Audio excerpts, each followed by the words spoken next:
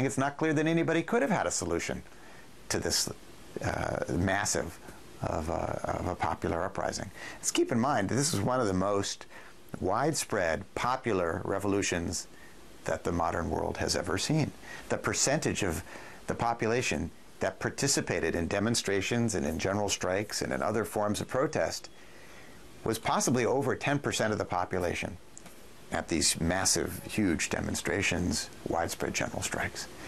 It's not clear that any other revolution in the modern era has had more than 1 or 2% of the population getting actively involved.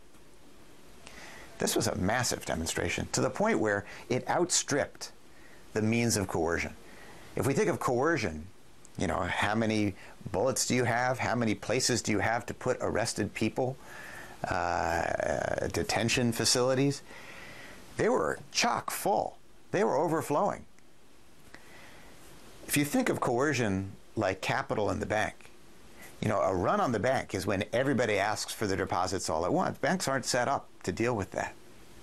Coercion is a similar thing.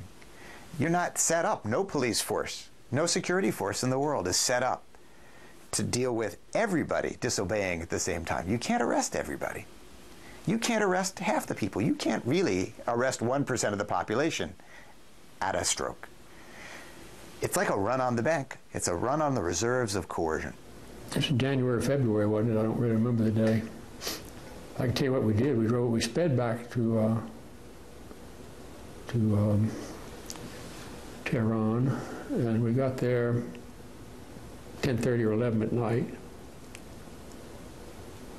And we went by to see Bakhtiar, who was about 2 months before that had been appointed prime minister. He was sitting kind of slumped back in a chair, and he had a picture of the Shah on the floor over here, literally a portrait, and one over here of Mossadegh. He'd been, I think, he'd been the youngest minister in Mossadegh's last government for oil, I think it was.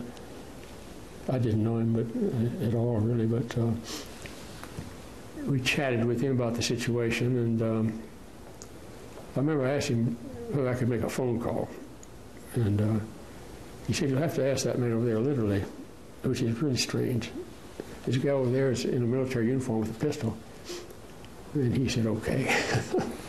He showed me the phone, so you could see that he had the old guard still there, and they didn't know what to do.